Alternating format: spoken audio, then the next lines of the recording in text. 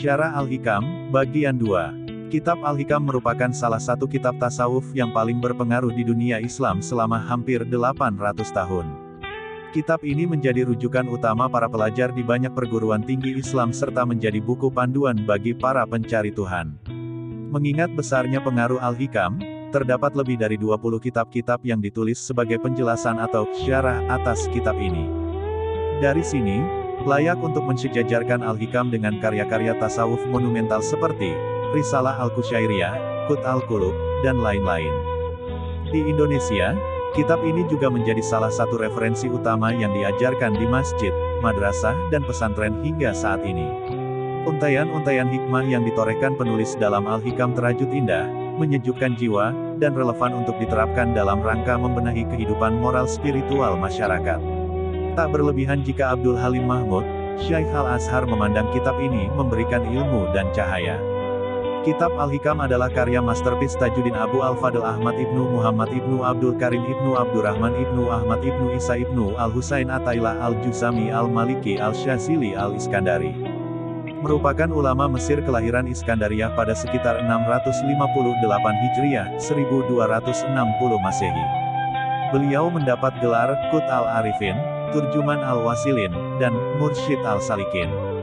Ibnu Atailah memiliki asal-usul Arab, nenek moyangnya berasal dari Juzam, salah satu kabilah Kahlan yang berujung pada Bani Ya'rib bin Kohten, bangsa Arab yang terkenal dengan Arab Al-Aribah, Arab kuno yang dianggap murni.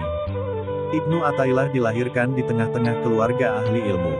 Kakeknya, Syekh Abi Muhammad bin Abd Al-Karim adalah seorang alim fikih, faqih di masanya, dan diteruskan oleh ayahnya. Sejak muda, Ibnu Atailah menampakkan kecerdasan yang luar biasa sehingga ia sudah mampu belajar pada ulama-ulama besar di Iskandariyah seperti Syekh Al-Faqih Nasiruddin Al-Juzami. Di usianya yang belia, Ibnu Atailah telah menguasai berbagai disiplin ilmu semisal tafsir, hadis, fikih, usyul fikih, bahasa Arab dan sebagainya.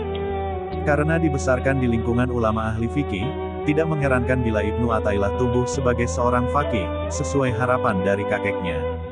Kesibukannya bergelut dengan ilmu-ilmu, sahir, syariat, dan pengaruh lingkungan terdekatnya yang anti tasawuf, menjadikan Ibnu Atailah sosok yang gigih mengingkari tasawuf. Pada masa itu di Mesir sedang berkembang tarekat Syaziliyah, sebuah ordo sufi yang didirikan oleh Syekh Abu Al-Hasan Al-Syazili dan dilanjutkan oleh Syekh Abu Al-Abbas Al-Mursi.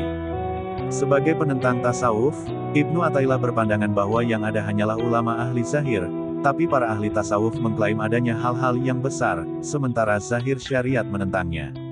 Karena itu ia berujar, aku tidak melihat sesuatu dari apa yang mereka, para sufi, lakukan kecuali membuat-buat kebohongan terhadap Allah. Mendengar kabar tentang kegigihan Ibnu Atailah menentang tasawuf, Al-Mursi yang ketika itu menjadi mursyid Syaziliyah memperoleh visi mistis, bahwa hal sebaliknya akan terjadi, penentang tasawuf yang gigih tersebut akan berbalik menjadi seorang ahli tasawuf besar. Ia berkata bijak kepada pengikutnya, kalau anak seorang alim fikih Iskandariyah, Ibnu Atailah, datang ke sini, tolong beritahu aku. Keyakinan Al-Mursi ini lantas menjadi kenyataan. Tadinya, Allah menghendaki Ibnu Atailah diliputi rasa bimbang yang luar biasa, batinnya tergoncang dan jiwanya tertekan.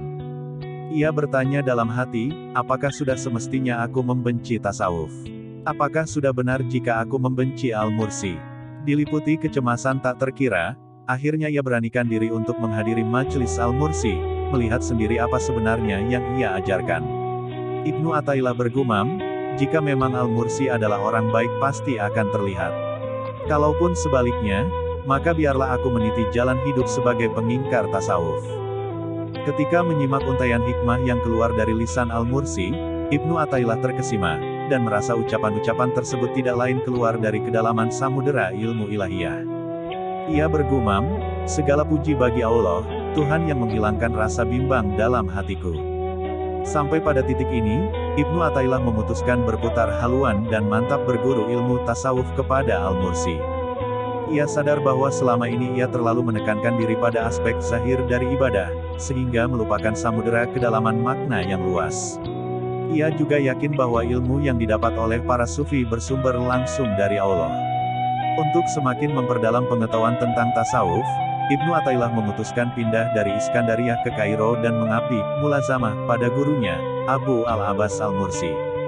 Semakin intens Ibnu Athaillah bergelut dengan dunia sufi, hatinya semakin tertambat oleh manisnya pengetahuan ilahiyah, dan ia tenggelam ke dalam samudera kelesatan maknawi.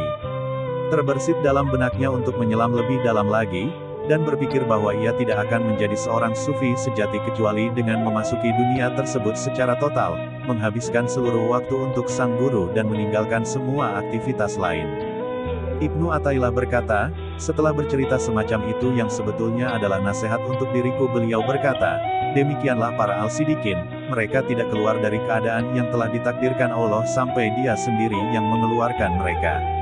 Mendengar penjelasan tersebut Ibnu Athaillah sadar, aku bersyukur kepada Allah yang telah menghapus kebimbangan dalam hati, seakan aku baru saja menanggalkan pakaian lamaku. Kini aku rela dengan ketentuan yang diberikan Allah kepadaku. Sekian Syarah Al-Hikam, bagian 2. Like dan share, semoga menjadi catatan ladang jariah di sisi Allah Subhanahu wa Ta'ala. Terima kasih.